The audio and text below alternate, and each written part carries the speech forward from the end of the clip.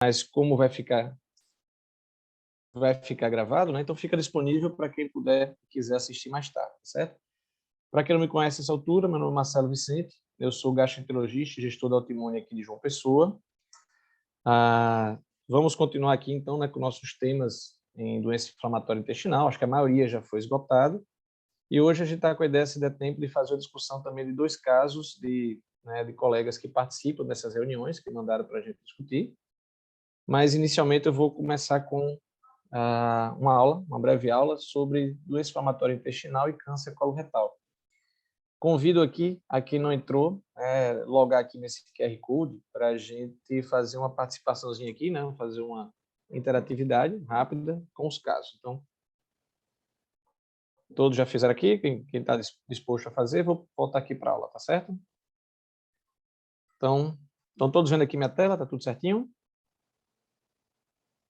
Tá sim, doutor Marcelo. Então, vamos lá. Um primeiro caso, um paciente de 55 anos com diagnóstico de retocolite, na forma de uma pancolite, o diagnóstico desde os 20 anos, remissão clínica. A última colonoscopia feita há 2 meses, o maio 1, ou seja, tinha uma melhora, né, melhora endoscópica, a gente não considera mais como remissão endoscópica, mas uma melhora endoscópica, e alguns pseudopólicos inflamatórios. A pergunta aqui é mais sobre o intervalo de triagem. Qual o intervalo que esse paciente deve fazer a próxima colonoscopia? Deixa eu abrir aqui para a gente... Cadê? Está aparecendo para vocês aqui? Tá sim.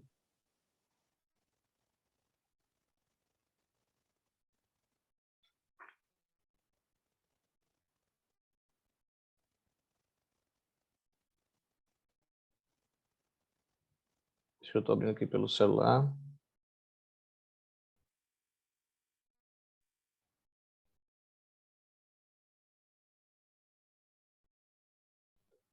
Temos só 3 participantes até agora. Onde é que está o... Vamos parar. Alguém mais vai entrar? Então, vamos para as perguntas. Tem aí 20 segundinhos para vocês responderem.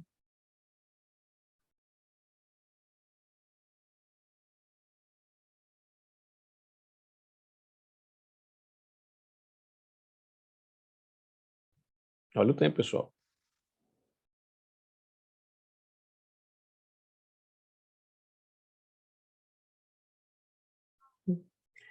Bom, então, quem respondeu, não estou vendo aqui o percentual que está exatamente aqui na frente, mas acho que 100% respondeu como 1 ano, né, a resposta.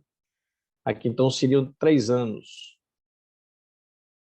A próxima pergunta, paciente com doença de Crohn colônica, acometendo do transverso sigmoide em remissão com displasia de baixo grau na última colonoscopia. Qual seria o tempo da próxima colonoscopia?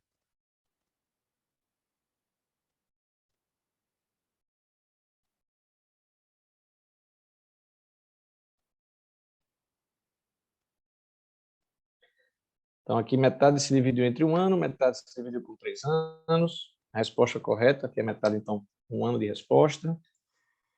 Terceiro caso, uma proctosigmoidite leve, maio 1, também melhora endoscópica, recém-diagnosticada após a solicitação, né, feita pelo hepatologista, no caso do diagnóstico de colangite esclerosante primária.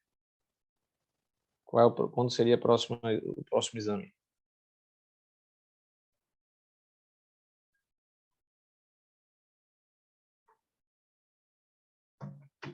Ótimo, aqui 100%, né? 2 de 4 que responderam, né? Mas... E a última questãozinha rápida, paciente com Crohn leal, estenosante e fistulizante, tem um sistema biológico há 10 anos, a doença tem remissão. Qual seria o intervalo para fazer a próxima colonoscopia dele? Está muito rápido para vocês? Estou vendo que poucas pessoas estão respondendo, só tem 4, agora 3 responderam. E aí a gente se dividiu entre 25% acha que não precisa de vigilância, 25% com 3 anos e a metade com 5 anos. Então vamos para a nossa apresentação. Aqui são as respostas do que a gente colocou e vamos para a discussão. Bom, então o câncer coloretal, minha gente, é um câncer extremamente prevalente, né? Esses dados são os mais atuais do INCA e mostram que hoje são a segunda causa em incidência, tanto no homem e mulher, perdendo o homem para a próstata, né? E para a mulher para a mama, né? Excluindo aí o câncer de pele não melanoma. Né? No mundo, é a terceira causa mais comum de morte, né? Por neoplasia.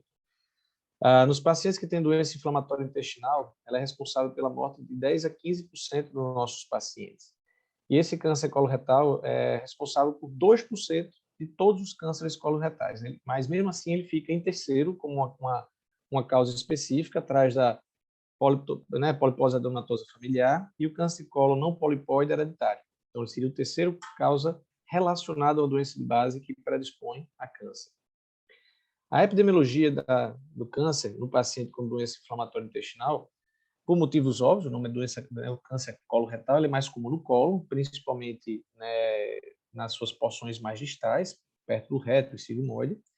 Tem a característica de ser síncrono, ou seja, ele geralmente ele tem mais de um ponto, acomete simultaneamente. Então, quando você identifica um câncer no reto ou no sigmoide, é importante que você faça uma colonoscopia completa, que eu posso ter no colo direito também, outra lesão. Em relação ao câncer esporádico, ele tem um grau histológico maior, ou seja, mais comum que a gente encontra as displasias de alto grau do que no dia a dia do paciente e quem faz aqui colonoscopia, que faz triagem dos pacientes que não são de alto risco. A gente tem percebido cada vez mais a detecção de lesões precoces, isso se deve exatamente a esse rastreio mais precoce que a gente faz, né, ao uso de métodos melhores, o treinamento e a qualidade dos endoscopistas e dos aparelhos. O risco relativo da retocolite aumenta de 1 até 23 vezes na pancolite. Geralmente esse risco é significativo após 8 a 10 anos de doença. Na doença de Crohn, ela aumenta em 4 vezes em relação à população, mas quando a doença é colônica, principalmente acometendo, aí vem algumas diferenças, mais de 30 centímetros, 50 centímetros, um terço do colo, ela se equivale à retocolite com pancolite. Quando a doença é exclusivamente leal, a gente teve um caso agora, acho que é o quarto caso, o risco da população é igual da população geral, sendo que, como são pacientes sem doença inflamatória intestinal, a ideia é que a gente mantenha por até 5 anos e não colocar como até 10 anos da população de moderado risco. Esse asterisco que o risco vem diminuindo é exatamente porque a gente tem aumentado a triagem, né, a detecção dessas lesões precoces e prevenindo a evolução para o câncer coloretal. Os principais fatores de riscos associados ao câncer coloretal na doença inflamatória intestinal são idade ao diagnóstico, ou seja, pacientes que começam a doença inflamatória intestinal têm um pior prognóstico pela doença, também tem um pior prognóstico para o câncer. A extensão da doença, como foi dito no contexto do colo, quanto mais mucosa acometida do colo, maior a chance de evolução para lesões displásicas e evolução para neoplasia. A inflamação, né, que hoje é o principal fator de risco e o único que ele é modificável de todos, e tem relação com a severidade, ou seja, aquela doença mal controlada, né, o Maio 3 tem um risco maior do que o Maio 2 e assim por diante, e um tempo de doença mal controlada em atividade também seria um fator de maior risco. Complicações inflamatórias relacionadas à doença, por exemplo, os pseudopólipos inflamatórios, né, estenoses relacionadas ao processo inflamatório, ali são as áreas mais comuns de evoluir para o processo displásico. Quando o paciente já tem história familiar, né, principalmente em primeiro grau, para o câncer coloretal, e um comum risco independente seria a colangite esclerosante. A displasia, né, por conceito, seria uma inequívoca alteração neoplásica do epitélio intestinal restrita à membrana basal, portanto, não tem invasão da lâmina própria. Por quê? Uma vez que eu tenho a invasão da lâmina própria, eu já não tenho mais uma displasia de alto grau, eu tenho sim um adenocarcinoma. Esse aqui, do ponto de vista histopatológico, nos caracteriza a diferença entre uma displasia e um adenocarcinoma.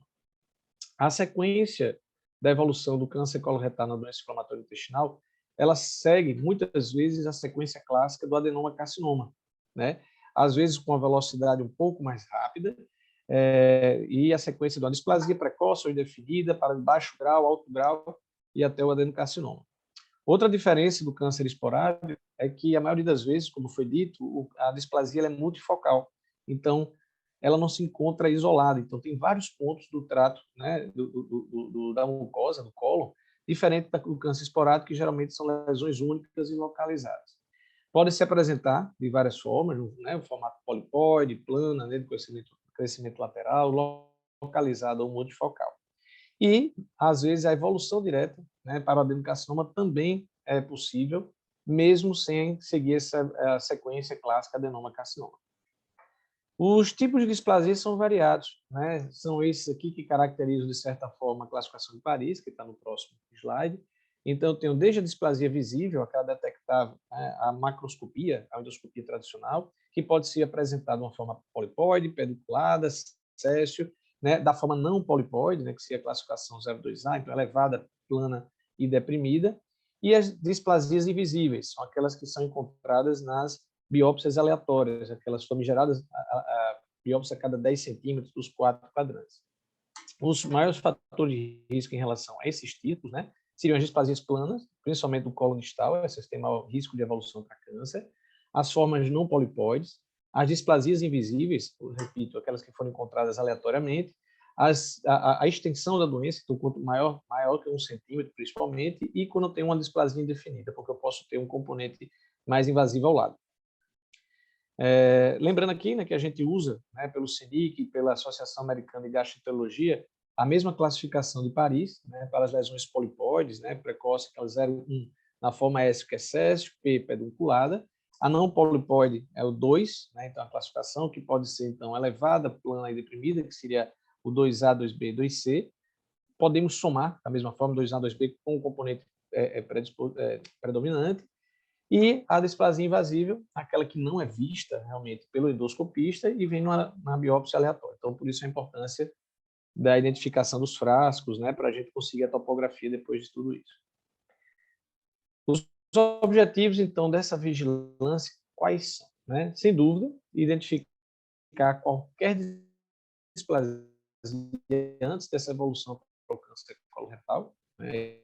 É assim que a gente deve fazer para qualquer lesão, a colonoscopia de triagem de câncer coloretal, principalmente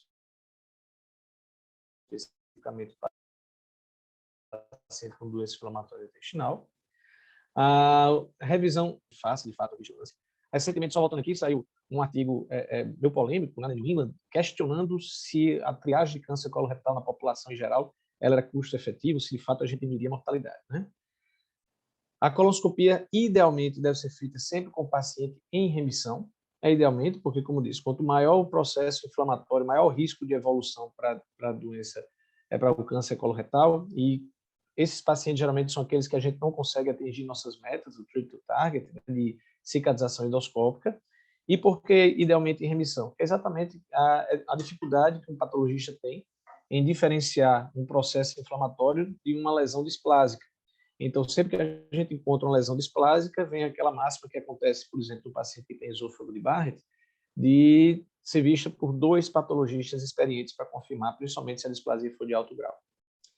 O início da triagem, em geral, é feita, né, com 8 a 10 anos de doença, varia um pouco da literatura, na Austrália, no ECO, a Associação Americana, então alguns variam entre 8 a 10 anos, alguns colocam até como 5 anos. Na doença de Crohn e colo, né, nesse artigo especificamente, sugere que quando há um envolvimento de pelo menos 1/3, mas tem alguns locais que colocam 50 centímetros, outros botam apenas 30 centímetros, já seria passível de evolução. E repito, como vou repetir outras vezes, que a colangite esclerosante primária, uma vez diagnosticada, o início da investigação é imediata e deve ser uma frequência anual. O método de vigilância, indubitavelmente, é a colonoscopia, né? Então, a ileocolonoscopia, mas especificamente a colonoscopia. Hoje, muito se interroga a necessidade e a validade de realizar aquelas biópsias aleatórias, as cegas, né? É aquelas biópsias que a gente faz dos 4 quadrantes, a cada 10 centímetros. Então, se a gente colocar um cólon aí que tiver encolhido com 80 centímetros, você vai colocar 8 frascos vezes 4, então vai dar 16, 32, 64 fragmentos, né? Isso é inviável praticamente, né, numa rotina de um setor de colonoscopia, por isso que a gente percebe que quem faz mais são os centros acadêmicos, né, os hospitais universitários. Do ponto de vista de custo, seja pelo convênio, pelo SUS ou particular, isso também aumenta muito o custo do exame, aumenta a mortalidade, sangramento, complicações, mas ainda enquanto a gente não tiver aparelhos e métodos mais avançados tecnologicamente, ainda parece que ainda tem um grande papel. E que materiais e métodos seriam esses, né? Seria o uso da cromoendoscopia, né? O CENIC validou, vários estudos outros validaram que o uso de corantes, né, especificamente o azul de metileno ou índigo carmim, pode aumentar a sensibilidade para 93% e 97%, com a especificidade também maior do que 90%. Já se discute o uso né, da cromoendoscopia virtual, e aí varia de acordo com o aparelho, se vai ser o NBI, se vai ser o FAIS, o NBI da Olympus, o FAIS da Fujinon, o iScan da Pentax, e tem outros aparelhos chineses, alemães que estão chegando também com tecnologias semelhantes, que seria o objetivo, principalmente, aumentar o contraste. Veja essas lesões aqui com a luz branca à esquerda, né, e com o uso de corantes, com a cromoendoscopia, quando a gente consegue destacar uma passada rápida, né, principalmente se o paciente tiver com preparo inadequado, uma lesão que pode passar despercebida. Então, a gente faz uma vigilância anual, dá como normal, sem displasias visíveis, no ano seguinte a gente tem lá um adenocarcinoma, dita velocidade da evolução. E a pergunta que muitas vezes chega para a gente, né, para o médico assistente, para o endoscopista, para um médico da família, doutor, essa lesão já estava no ano passado, né, quando você faz uma vigilância anual, muitas vezes está, é uma lesão dessa, veja, extensa, de crescimento lateral, né, padrão granular especificamente, e que tem grande chance de já ter um componente invasivo. Então, é importante um preparo adequado, um tempo de retirada do aparelho com calma, tá certo? Então, são pacientes que devem ser feitos com, né, nunca seja a última colonoscopia do dia, aquela que você está com fome, que você está atrasado, que você está cansado. Então, é todo um preparo específico. Então, a tendência é que vire uma subespecialidade, como hoje do inflamatório intestinal é para gastroenterologia e para proctologia, na parte de endoscopia. O endoscopista é especializado em doença inflamatória intestinal porque tem essas peculiaridades. O CENIC, então, mostrou que a cromoscopia ela é superior ao uso da luz, né, branca e estándar, né, nos aparelhos de definição estándar, né, que é a grande maioria do nosso meio aqui no Brasil. Né, então, algumas clínicas mais avançadas, eventualmente hospitais de ponta já têm os aparelhos de alta definição, e esses sim seriam semelhantes ao uso da cromoscopia. Se possível, como falei, a tecnologia, usar técnicas, né, de laser, confocal, magnificação, ajudam na detecção, né, e na visualização dessas displasias. Quanto a métodos não invasivos, né, existem métodos de pesquisa fecal, né, por DNA e por RNA, mas os trabalhos ainda carecem de uma maior validade e estão em estudos para, quem sabe, no futuro a gente conseguir a detecção precoce e mais barata, né, e mais simples dessas displasias. Aqui é um algoritmo, né, que resume mais ou menos aqueles 4 casos que a gente discutiu inicialmente, quem estava aqui presente. Então, a vigilância, veja que essa aqui é britânica, ele sugere a vigilância depois dos 10 anos, o ECO sugere iniciar a vigilância depois de 8 anos do início da doença, preferencialmente a doença em remissão, fazer uma pancolonoscopia, melhor dizendo, né, com spray de corante, e aí, começando de trás para frente, para ficar mais fácil de quem estiver ouvindo, né? Quem é considerado paciente de alto risco? Quem é aquele paciente que fará colonoscopias anuais? Então, são pacientes que têm doença extensa, uma pancolite, né? Então, aquela que chega a pelo menos proximamente, né, distalmente ao transverso, se alcançou proximamente o transverso distal, com atividade moderada, né, ou grave, ou seja, Maio 2 ou Maio 3, tá certo? Ou que tenha também esses achados do ponto de vista histopatológico, ou que tenham história de estenose nos últimos 5 anos, qualquer grau de displasia também nos últimos 5 anos, né, que eventualmente precisa de procedimentos cirúrgicos, pacientes que tenham colangite esclerosante primária ou que foram transplantados por colangite esclerosante primária, vou falar mais adiante, mas o paciente transplantado hepático, ele permanece com o risco de desenvolvimento de câncer coloretal. Pacientes que têm história de primeiro grau de câncer coloretal também, então são esses pacientes que farão em 1 ano.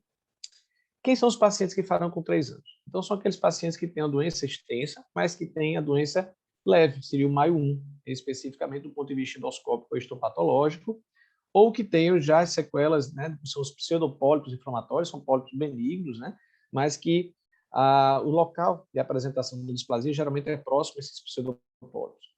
E, eventualmente, pacientes que têm história familiar de câncer, mas em pacientes com mais de 80, ou mais de 50 anos, né? Desculpa, a direita que está cortando aqui, seriam os pacientes com menos de 50 anos. E quem seriam aqueles pacientes que variam com até 5 anos. Basicamente, todos os que não se enquadraram nos pacientes de alto ou de médio risco. Então, paciente que tem colite extensa em remissão, maio zero, que tem só uma colite esquerda, que tem uma doença de Crohn que acomete, nesse caso aqui, menos de 50%. Nesse guideline, sugere que o protocolo de biópsia seja feito com 2 a 4 fragmentos aleatórios, a cada 10 centímetros, né, deve ser feito, mais qualquer lesão suspeita identificada pelo corante. Alguns casos especiais, como já foram ditos e repetidos, seria a colangite esclerosante primária, estimativas que com 20 anos do diagnóstico da colangite esclerosante primária, 1/3 dos pacientes tenham desenvolvido câncer coloretal. Então, assim, o risco é muito alto, né? Não só também de colangiocarcinoma, né, de necessidade de transplante hepático. O início do screening desses pacientes, ele é imediato, né, junto ao diagnóstico. Então, diagnostiquei uma colangite esclerosante primária, inicio as minhas colonoscopias anuais. O ácido ursodesoxicólico, né, o Ursacol, parece, né, demonstrar benefício, né, no caso de colangite esclerosante primária, vou falar mais ou menos, mas seria no contexto de quelar os sais biliares, que tem um efeito inflamatório e proneoplásico, né? E, como foi dito, o risco persiste mesmo após os transplantes hepáticos. Então, o paciente é transplantado com colangite, ele deve continuar fazendo a colonoscopia anual. Naqueles pacientes que fazem a colectomia total, né, na proctocolectomia, com a elaboração da bolsa ileal, o risco de evolução para câncer no pouch, né, na bolsa, é muito pequeno, muito pequeno.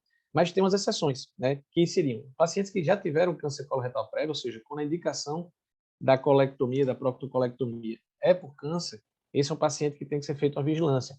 E aí varia de 1 a 3 anos, alguns locais, né? As biópsias também que são feitas em local, existe um protocolo específico aqui que não é tão voltado para endoscopia.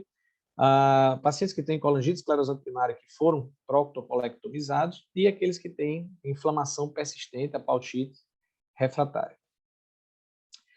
Sobre a quimioprevenção, né? Por definição, o que seria quimioprevenção? Né? É a administração do agente biológico, natural ou sintético, que seja capaz de reduzir, reverter ou mesmo adiar o surgimento do câncer. Então, o único daqueles fatores de risco que a gente tem que são modificáveis é a inflamação. Então, tudo aquilo que conseguir diminuir a inflamação já é um agente de quimioprevenção. Então, basicamente, tratar o paciente, né? Então, a gente pega da nossa pirâmide, do corticoide ao imunobiológico, todas as medicações que ajudem no controle da doença e diminuir o processo inflamatório servem como preventores, né? Mas algumas drogas, elas têm uma ação específica, né? Além de melhorar o processo inflamatório, de tentar induzir uma remissão endoscópica histopatológica,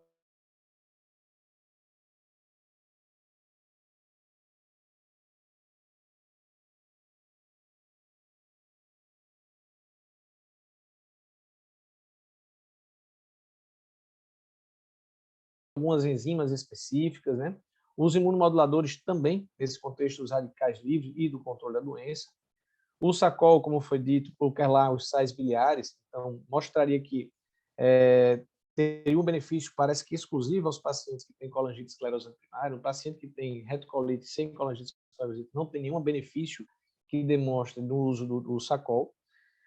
Também tem estudos que com doses maiores, de 30 miligramas por quilo, o efeito foi adverso, aumentando o risco de desenvolvimento de câncer, né? O ácido fólico, naqueles pacientes que tenham deficiência de ácido fólico por desnutrição, sabendo que o ácido fólico ele é responsável também na síntese do DNA. Então, nos pacientes que tenham níveis baixos por desnutrição, a reposição diminuiria o risco, né, de quebra do DNA e de formação oncogênica, né? Assim como as estatinas, cujo efeito também não é muito claro, mas que traria, alguns poucos estudos mostrariam que também tem diminuição da incidência do câncer.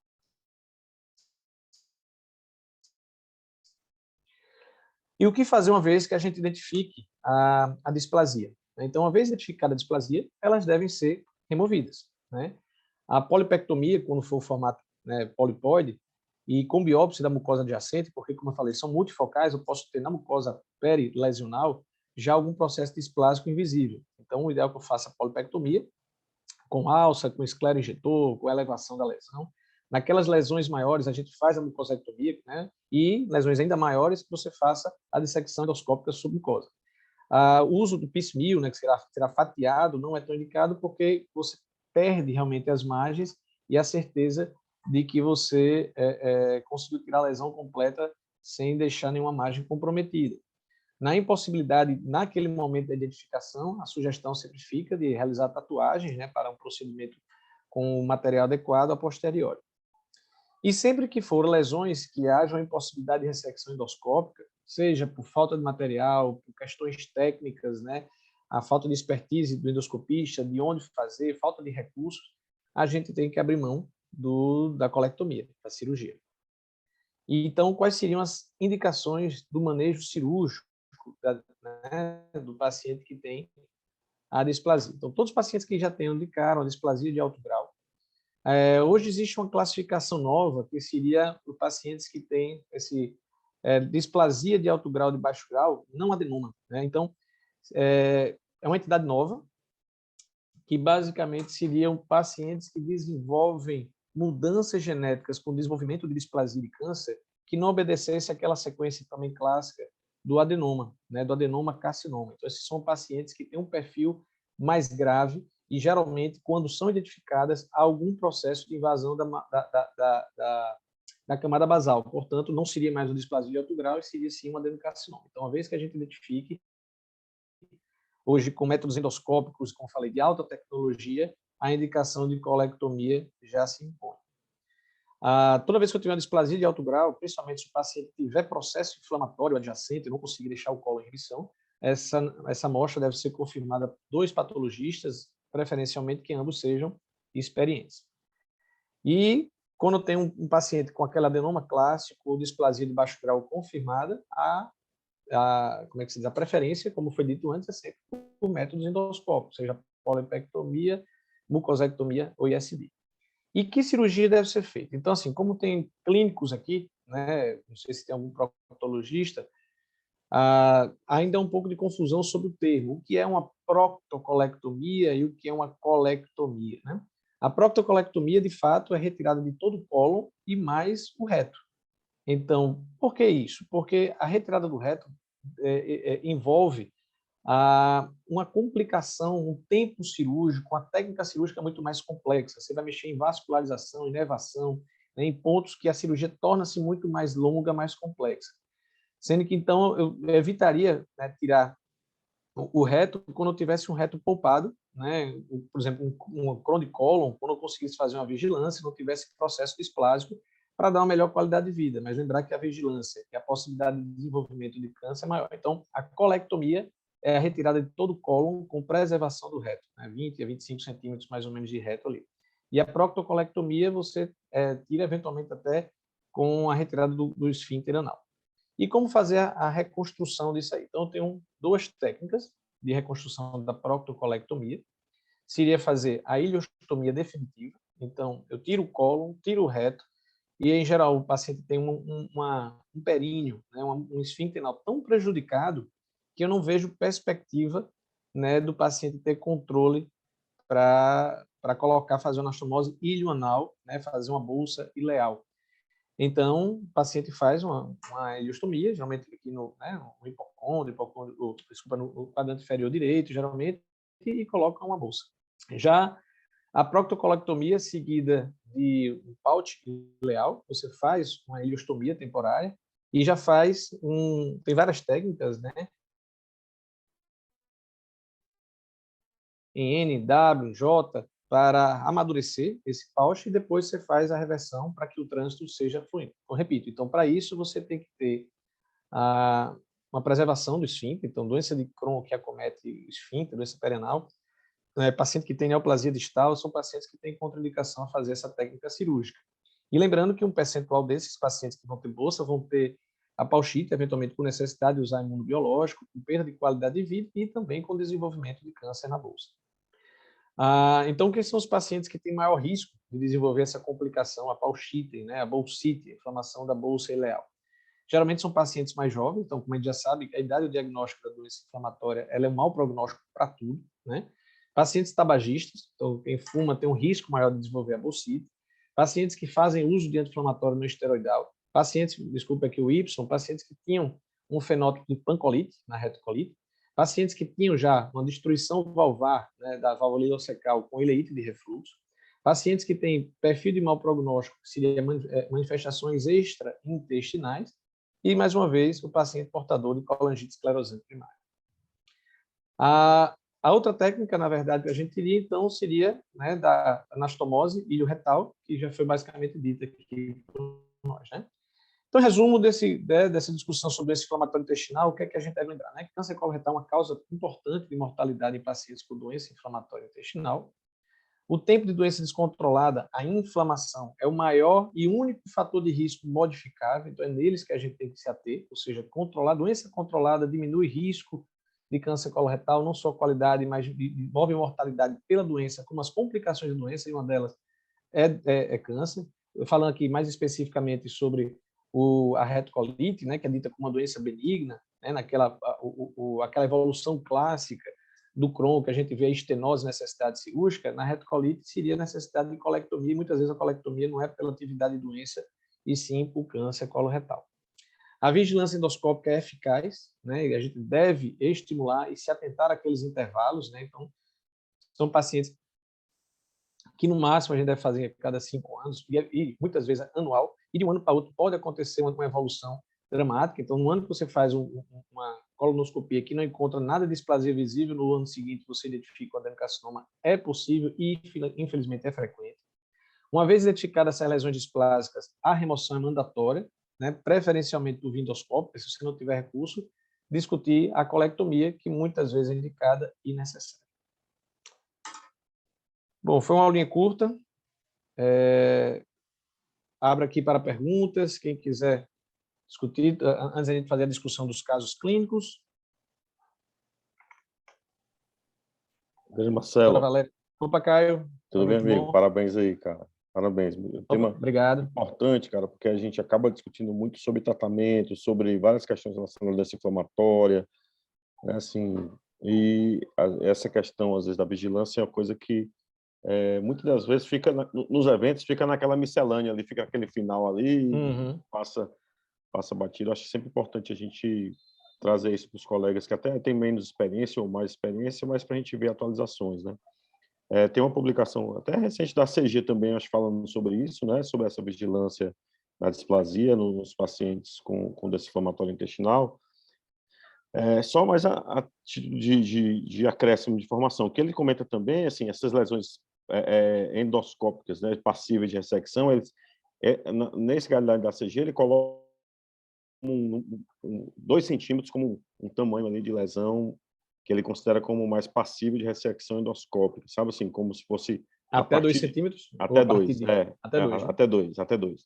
E, claro, que são questões que a gente individualiza, né? Acho que, claro, também depende muito da experiência de quem está fazendo o procedimento. A gente sabe que tem alguns colegas no país que têm um pouco de experiência em ESD, né? Assim, não é tão difundido ainda esse conhecimento de dissecção endoscópica, né, submucosa.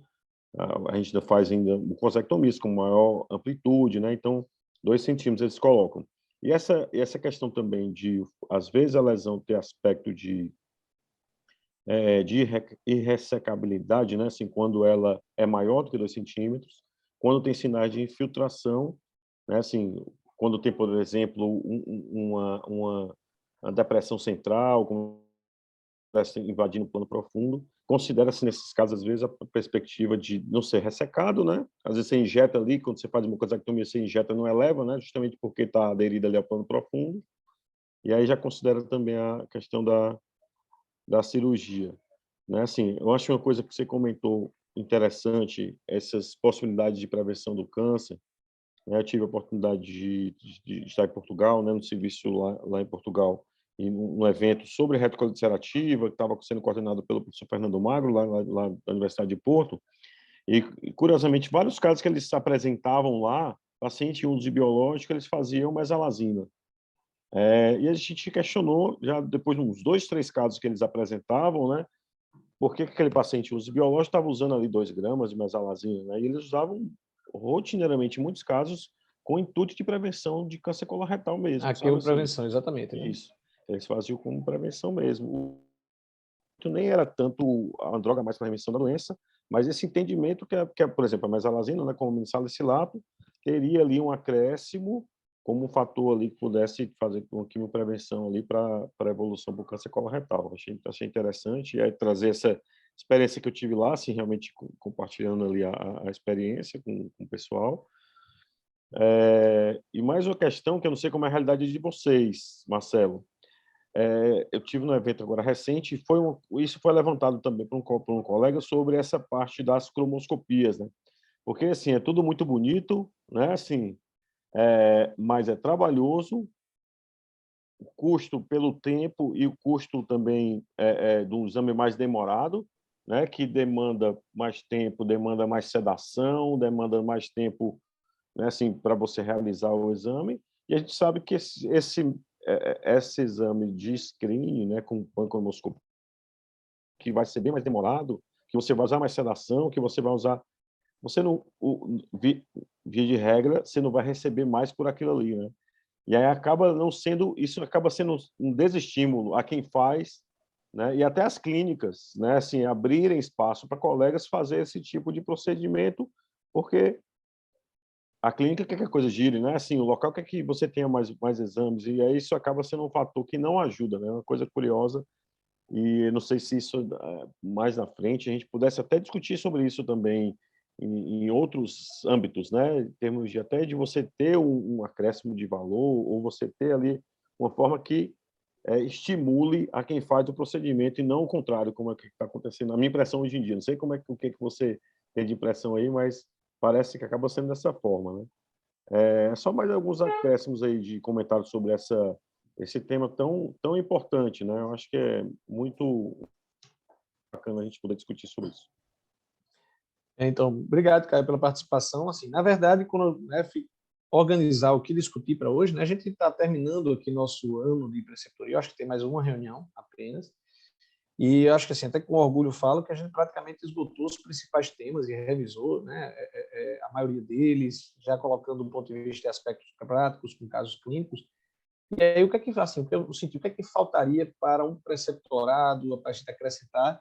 Eu pensei na questão do tema aqui de câncer coloretal. Vocês viram que é um tema rápido, muito importante e que nos dá muita dúvida. Vocês viram lá, quem participou no início, que a taxa de acertos foi bem assim, digamos, controversa, né, dos casos para quando seria o intervalo de vigilância. Em relação à cromoendoscopia, né, até a gente, quando tem os pacientes, uma endoscopia que é uma coisa muito mais fácil para vigilância, né, de metaplasia intestinal, para fazer alguma coisa do tipo, a gente já não é para usar um azul de metileno, já é uma novela, um suja, é demorado, sai rápido, assim, ou seja, ele já é pouco viável. No particular, eu vejo isso realmente sem nenhum estímulo. Como eu já vi colegas comentando sobre pacientes que têm muitos pólipos sésseis pequenininhos, que você faz uma polipectomia ou faz 300, a remuneração também é a mesma, né?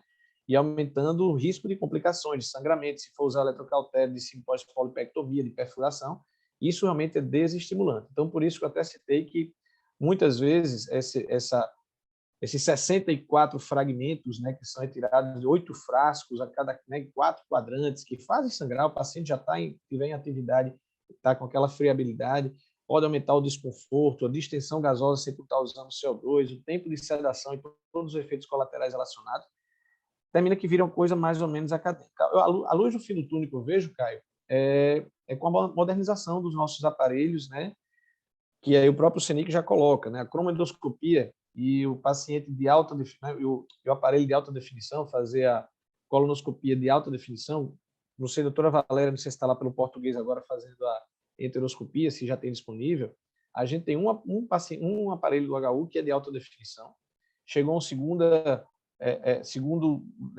torre, mas que não tem tubo para ela, a de alta definição é o aparelho de equindoscopia, então ele é meio reservado só para isso, para evitar que se quebre, mas a tendência é que o futuro, as clínicas particulares, né, e eventualmente até as públicas, e sabe, as policlínicas tenham aparelhos mais modernos. E aí a gente não precisaria fazer a endoscopia, né, com corantes reais.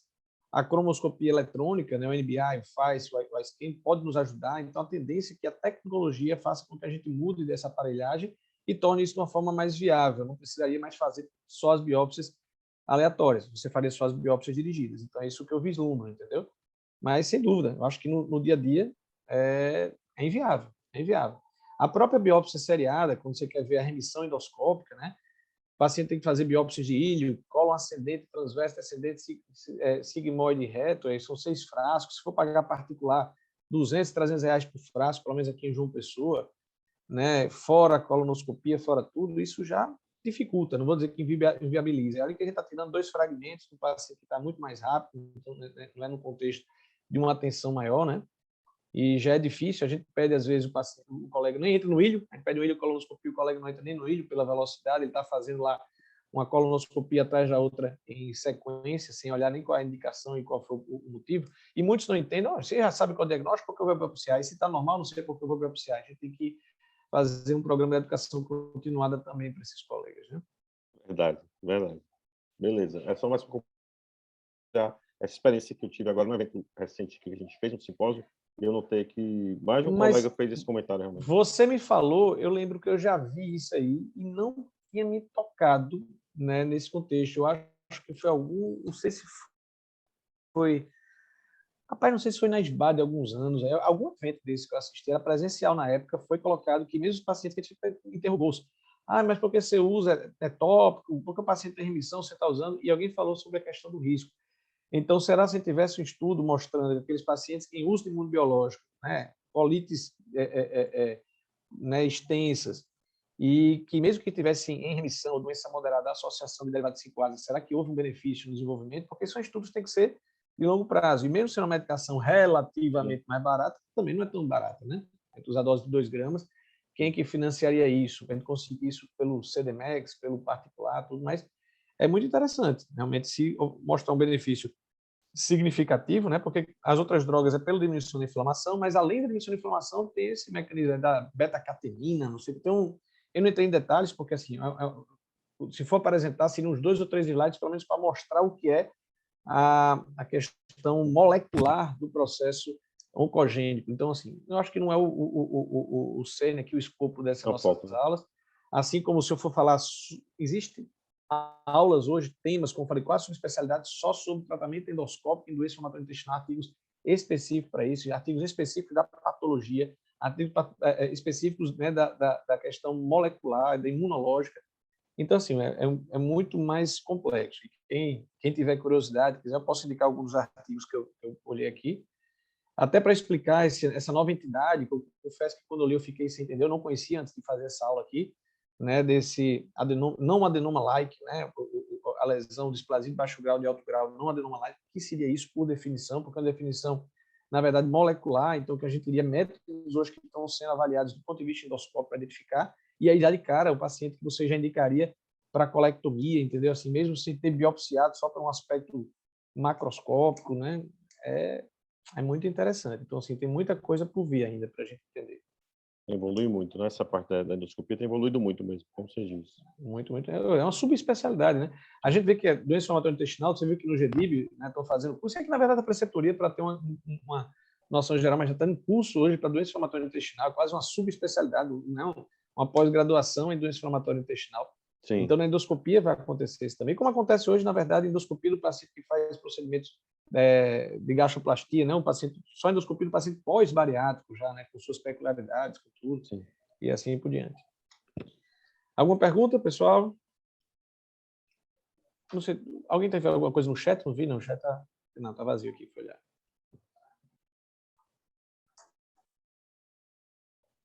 Carol tá aí, tá presente?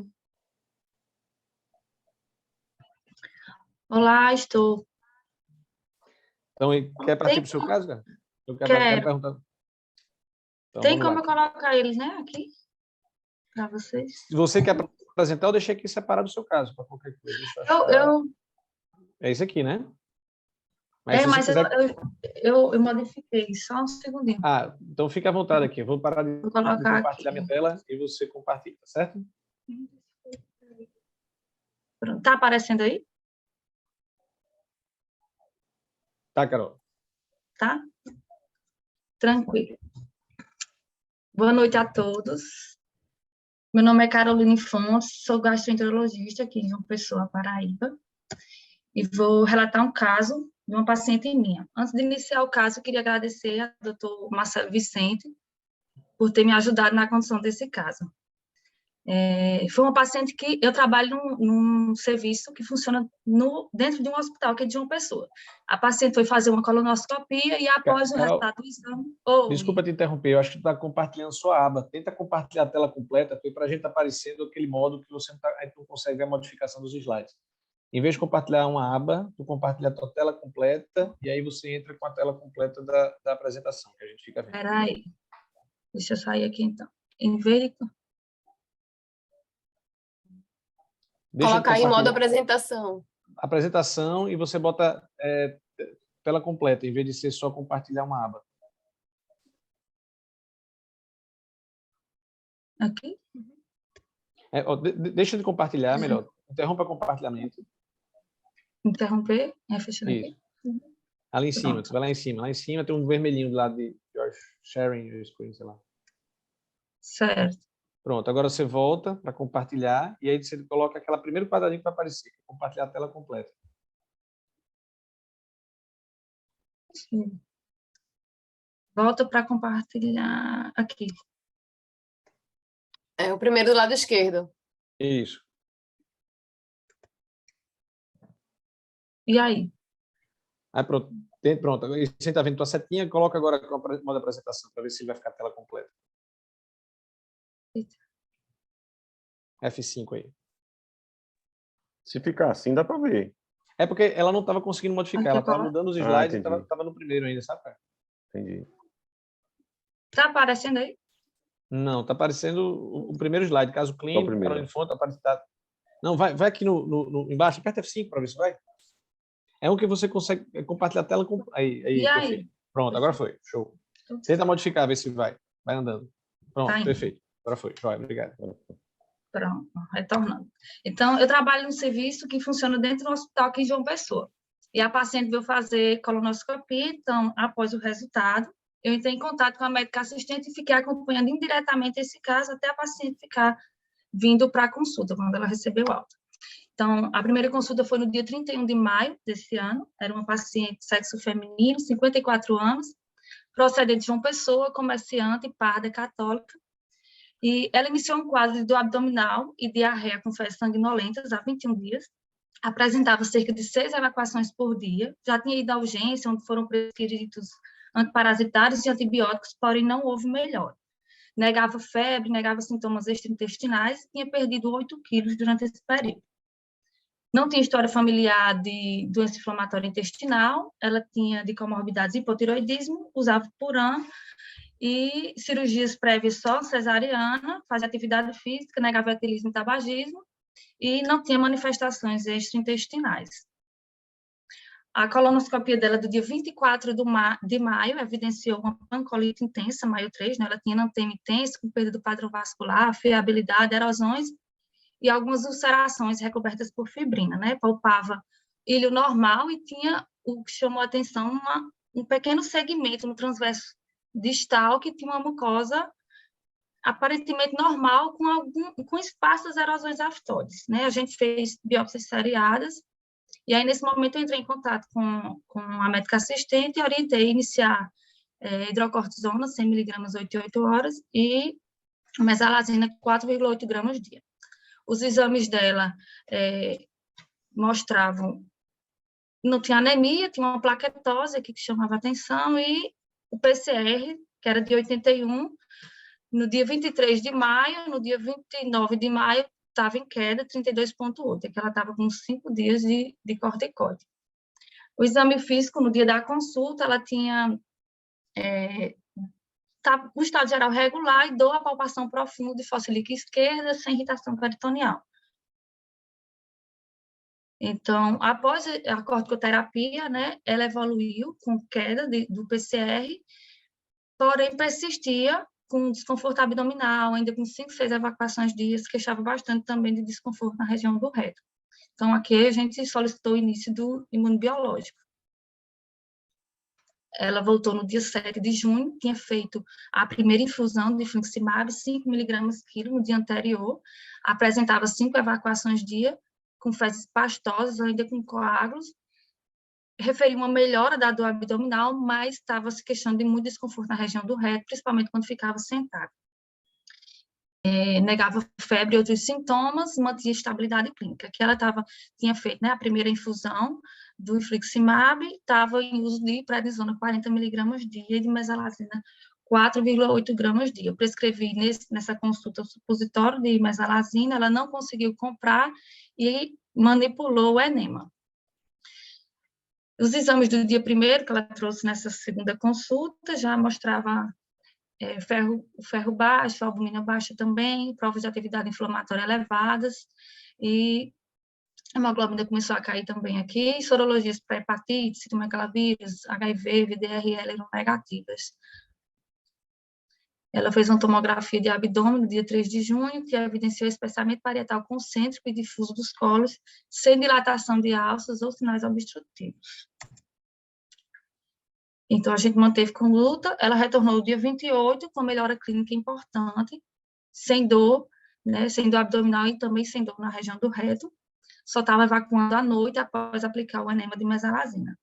Negava sangramentos, estava em desmame de corticoide, estava com prednisona na dose de 30 mg dia, ainda estava com a mesalazina, que nessa consulta a gente suspendeu, já que ela já estava com o imunobiológico aí.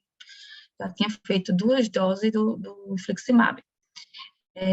Os exames laboratoriais, a gente já evidencia aqui uma anemia, né, o paciente está apresentando queda de hemoglobina, com a protectina de maior que 800.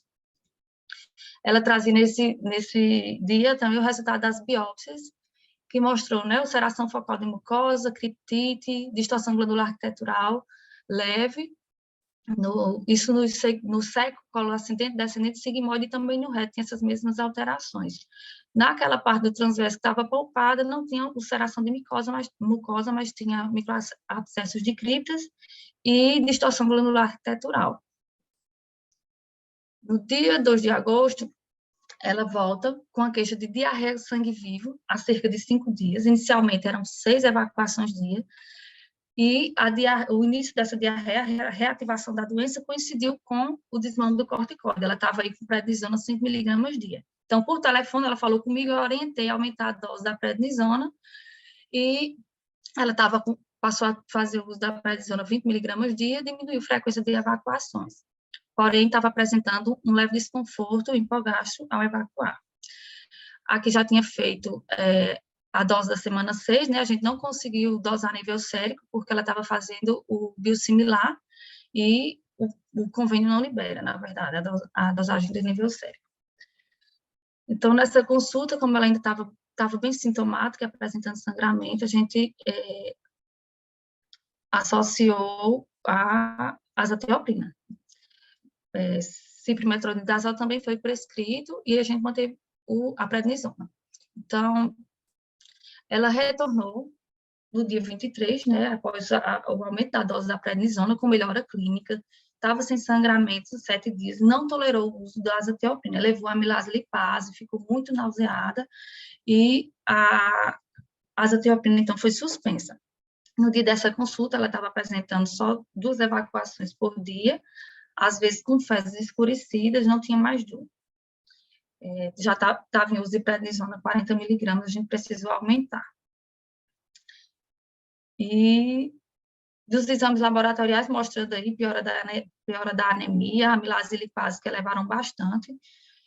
No dia 16 de agosto, ela tinha uma amilase de 215, lipase 373. Então, nesse momento, a gente solicitou aumentar a dose do infliximab para 10 mg quilo e antecipar a infusão. Então, ela conseguiu antecipar a infusão, porém, não foi feita a dose de 10 mg quilo por questões burocráticas, ela levou só a guia do plano, não levou a prescrição e não fizeram na dose de 5 mg quilo, e ela apresentou uma importante reação alérgica, teve exantema, tosse, dispneia, no dia dessa 4ª dose, e era a 4ª infusão. Depois disso, ela relatou que na 3ª infusão ela já havia apresentado uma reação alérgica, porém em menor intensidade. Aqui ela estava em desmame corticoide, com melhora clínica, apresentava uma calprotectina de 3.582, né? Bem elevada. Então, nesse contexto, eu considerei que a paciente havia falhado ao infliximab, né? Teve perda de resposta primária e era córtico-dependente. Sempre que a gente desmamava a prednisona, quando chegava em 5 miligramas, ela reativava a doença. Então, ela voltou no dia 6 de outubro, enquanto estava aguardando a liberação do ustekinumab, que eu havia solicitado, e nesse dia ela reativou a doença, né? Foi o primeiro dia de sangramento. Então, a gente já aumentou novamente o corticoide. Eu solicitei o início do vedolizumab, porque a Unimed não liberou o Stelara, e ela preferiu usar outra medicação ao invés de judicializar. Então, em novembro, ela voltou evacuando 2, 3 vezes ao dia, fezes pastosas, mas apresentando hematoquesia. Ela apresentava todos os dias sangramento pela manhã, que estava incomodando bastante, além do desconforto no reto. Então, nesse dia, a gente precisou aumentar a corticoide, ela estava bem sintomática, ela tem meu telefone e estava me ligando assim, me mandando mensagem incansavelmente. Então, aumentamos o corticoide outra vez, ela bem ansiosa porque achava que o vedolizumab já era para estar fazendo efeito, e tentei tranquilizar, que a gente tinha até 14 semanas para considerar que houve falha de perda de resposta, ou falha terapêutica. Então, ela foi liberada aqui no dia 1º, eu aumentei o corticoide, ela reintroduziu o enema de mesalazina na forma de enema, evoluiu com melhora, tem uma semana que ela não está apresentando mais sangramentos, melhorou do desconforto retal, ia fazer a terceira dose do Entyvio hoje, mas aí ontem ela fez o RT-PCR, porque estava com obstrução nasal, e testou positivo para a COVID. Então, o meu caso era esse aí, uma paciente que tinha uma pancreatite aguda grave, com perda de resposta, e que a gente precisou trocar já a terapia com imunobiológico. Parabéns, Carol, né? Tá muito bem apresentado, bem completo as informações. Tem até, foi ótimo você colocar que tem algumas informações que eu não lembrava também na discussão, né?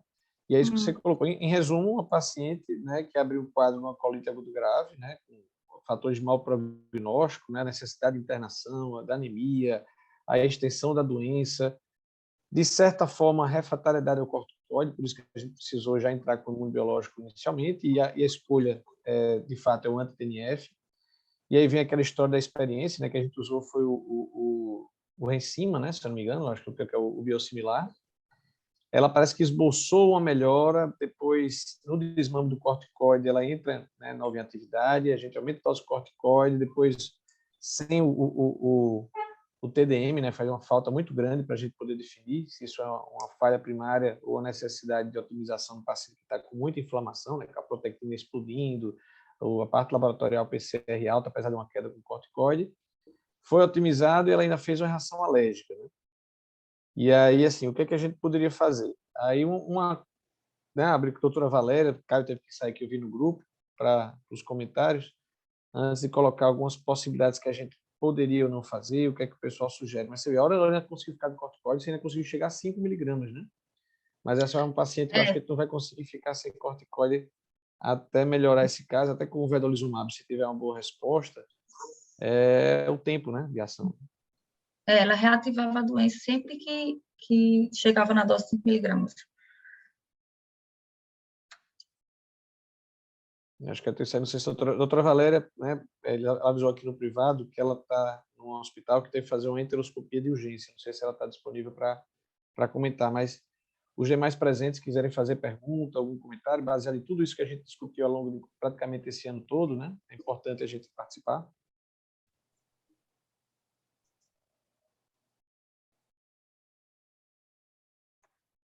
Está todo mundo aqui meio encabulado.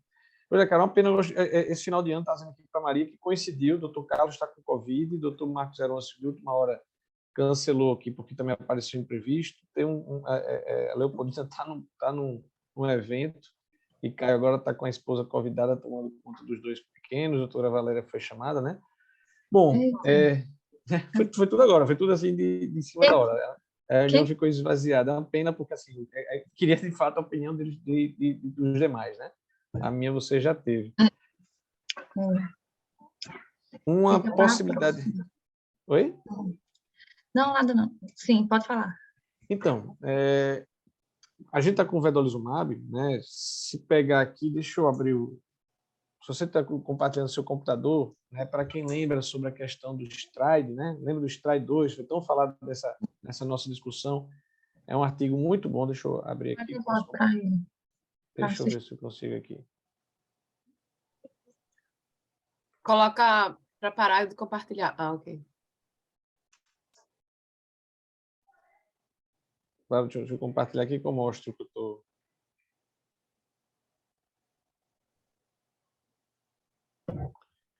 Ó, sei se você lembra aqui do STRIDE 2, que a gente tanto fala, que é um artigo muito. Vocês estão vendo minha tela? Aqui, estou navegando. Sim, doutor Marcelo. Então, o STRIDE, depois do STRIDE 1, o STRIDE 2, ele coloca do ponto de vista, né, clínico, ou seja, eu acho que quem não leu, é um dos artigos bons de se ler para a doença inflamatória intestinal, porque ele é muito prático, ele não é muito teórico, não é tão voltado para pesquisa, aquelas coisas difíceis, não. E partindo rapidamente aqui para as duas principais figuras, essa aqui clássica, né, de avaliar a atividade de doença, esperar uma resposta clínica, que ela esboçou uma resposta clínica, mas ele não conseguiu a remissão sintomática nem normalização, então a gente volta para reavaliar a doença e fica isso, nossos alvos de curto, médio e longo prazo, né? Então a gente chegou até aqui nela, a gente nunca conseguiu descer calprotectina, então ela teve resposta clínica, você diz que ela chegou até a ter 2 evacuações, sem sangue, começou a ter queda de PCR, mas não chegou a normalizar PCR e a remissão endoscópica, então a gente precisa sempre reavaliar, tá certo? Aqui, se a gente olhar, então, esse autotabela, né, pensar que um paciente que tem retocolite, a droga, sem dúvida, que tem um efeito mais rápido, eu vejo é o corticoide, né? Então, por isso que nos flares, né, nas recidivas, nas reativações, a medicação que a gente sempre abre mão é o corticoide, né? Vocês estão vendo aqui, a minha setinha aparece aqui para vocês. Então, o corticoide, 2 semanas a gente espera uma resposta clínica e 2 semanas a remissão. Então, o seu paciente ele responde clinicamente com corticoide, mas não entra em remissão. Então, a gente não poderia chamar ele de córtico refratário mesmo, entendeu? A gente não vê uma resposta, tanto que precisou, lá naquela primeira internação, partir para uma terapia de resgate. Então, na falha do corticoide, né, da hidrocortisona, com a remissão, com a resposta mais significativa, a gente pode abrir mão da ciclosporina no paciente internado ou do anti-TNF, especificamente o infliximab, que é o que tem mais evidência. E veja que o infliximab aqui, a gente esperaria uma resposta de aproximadamente 5 semanas, foi o que a gente estava esboçando no começo, mas uma remissão com 10 semanas. Ela começou, foi em maio, não foi? A infusão ou foi junho? Foi dia 6 de junho, a primeira infusão. Então, em junho. Então, a gente não conseguiu isso aqui, começou a ter perda, piora, e aí se tivéssemos o TDM, né, mostrando que os níveis séricos da droga estão baixos, o anticorpo baixo, de fato, a alternativa era aumentar a dose da medicação, mostrando que, por outros mecanismos, haveria perda, talvez para o intestino, pelo processo inflamatório, metabolismo, né, bioquímicos, e aí foi o que a gente empiricamente fez. E aí, para completar, ver a reação alérgica, né? Exatamente. Aqui até cada reação do tofa seria a tentativa, aí pronto. É isso que, Dani, é a nossa discussão, né? Do ponto de vista de manter aqui para baixo, veja que o tofacitinib ele é um pouquinho mais lento na sua resposta, mas ainda é uma alternativa, se ela não tiver contraindicação, né? Lembrar do herpes zoster e do risco de TVP. A nossa experiência, eu tentei usar em um paciente, mas ele, por receio dessas complicações, parou no meio e eu não tenho experiência nenhuma com ele. Mas, se tivéssemos o TDM, ficar mais fácil responder isso para você, Dani, né? Se é um paciente que tiver falha de classe, não adianta insistir no anti-TNF, porque o que é que a gente tem de alternativa? Foi trocado de classe para o vedolizumab e veja, o vedolizumab ele só ganha, na verdade, da azatioprina, que não é uma medicação para induzir remissão. Ele é para manter remissão no contexto do paciente que é córtico-respondedor, mas que tem uma dependência no desmame. Então, ele demora aqui até 9 semanas, então a gente está na janela para avaliar uma resposta, e 14 semanas para ter uma remissão clínica e 18 semanas, em média, para a gente ter uma cicatrização de mucosa. Então, realmente, o vedolizumab é um pouco mais lento do que a maioria. Claro que a gente tem pacientes que com 2 doses, 3 doses, tem uma resposta significativa. Temos pacientes assim, e tem aqueles que, antes de se avaliar, que é uma falha da medicação. Se eu tivesse qualquer uma, não seria a de escolha. Tem a questão... Ela está com 50 e quantos anos, Carol, mesmo? 56. Né? Então, não é uma paciente idosa ainda, mas também não é uma paciente tão jovem. Então, alternativas que eu vislumbraria. Se eu achar que não é falha de classe, insistir em outro anti-TNF. O adalimumab, não. Pensaria talvez no golimumab. É uma alternativa. Né? Se eu achar que o convênio cobre, está no rol da ANS, não teria grandes problemas burocráticos, né? Mas agora que está com vedo, é meio que esperar. Não faz sentido a gente usar duas. E a outra, de fato, o tofacitinib. Né? São medicações que a gente teria essa perspectiva. O problema, assim, eu acho que enquanto isso, talvez aumentar a dose do corticoide, ver a menor dose que ela fica minimamente confortável para a gente dar tempo do vedolizumab fazer maior efeito, entendeu? Que aí, realmente, eu acho que talvez o desmame tenha sido muito rápido para chegar até 5. Ela está com quanto? Com 20 ou 30 agora? Está com 35. 35 miligramas e 35. em atividade, né? Não, agora ela estava com 40 e a gente conseguiu Eu vejo com a menor dose que ela fica minimamente confortável para a gente ver. Então, ela tem remissão, então, de fato, não é córtico refratário nada. Entrou em remissão. O desmame foi feito 5 miligramas por semana das outras vezes. Né? Então, mas às vezes, em alguns casos, não é pelo risco tanto de ter insuficiência adrenal, a velocidade que eu estou falando, nem realmente da doença exigir, né? A doença exigir mais imunossupressão, mais anti-inflamação. Eu acho que dentro do contexto que a gente está agora, vou aqui deixar de compartilhar, vou abrir aqui minha câmera. E ela agora testou positivo para a Covid, a terceira dose do VEDO que ia ser hoje, vai ser adiada, e aí surgiu uma nova dúvida. Eu faria aquela semana 10 para ela, entendeu? Você fez a semana 0, 2, ia fazer a 6. Ia fazer a 6. Como é um paciente muito grave, né, eu faria a 6 na semana 7 e eu faria a semana 11, né, que eu posso fazer isso em pacientes mais graves, 0, 2, 6. Em vez de pular 8 semanas e ir para a semana 14, eu faço 0, 2, 6, 10, aí 14, e a partir da 14 eu faço a cada 8 semanas, de 14 para 22, entendeu?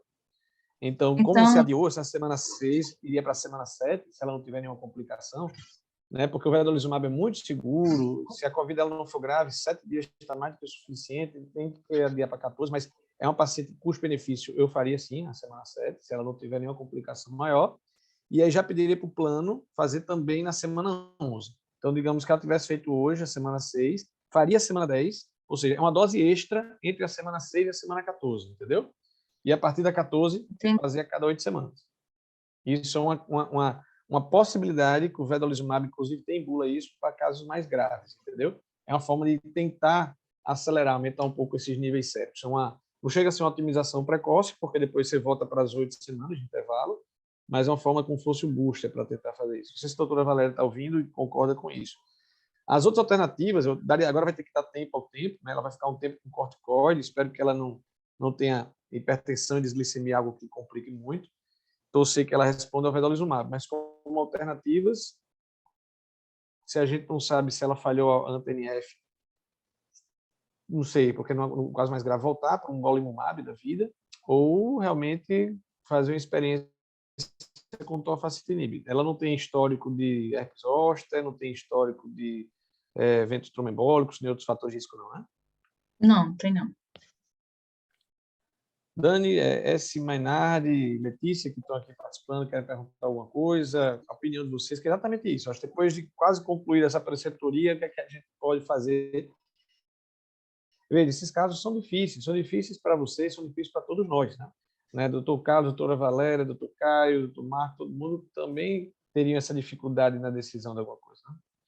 Então, é por isso que é importante vocês se manterem. Eu levo muitos casos, a gente tem um grupo, nós, os preceptores, eu vivo discutindo com eles. Recentemente, teve um paciente que teve que ir, Carol, não sei se eu cheguei a te falar, para colectomia, né? A paciente falhada, teve reação à TNF, teve resposta ao vedo, ficou em remissão endoscópica, era acompanhado por outro colega, suspendeu numa gravidez e entrou em atividade do puerpério, importante, nunca mais conseguiu, foi otimizada, chegou com a otimização do vedo, a gente trocou, ela não quis fazer a TNF, ficou com esse receio ela teve uma reação dos nódulos pulmonares, que nunca ficaram muito claros se era fungo, se era tuberculose, foi pedido e ela foi para o ustekinumab. Teve uma resposta, mas depois ela entrou em atividade assim, de uma forma absurda, eram úlceras profundas, péssima qualidade de vida, aí abriu com fístula perianal, sabe? Ou seja, virando um Crohn. E aí, por fim, a gente teve que indicar a colectomia. Ela internada, péssima qualidade de vida, albumina de 2, hemoglobina fazendo de 6 com necessidade de hemotransfusão, um quadro gravíssimo, gravíssimo. E hoje ela está em casa, né? Ela tem uma colectomia total, inclusive com amputação regional, não tem, né, uma ileostomia definitiva, uma proctocolectomia, né? 27 anos, eu acho, ela tem. Ela tem 2 filhos, né?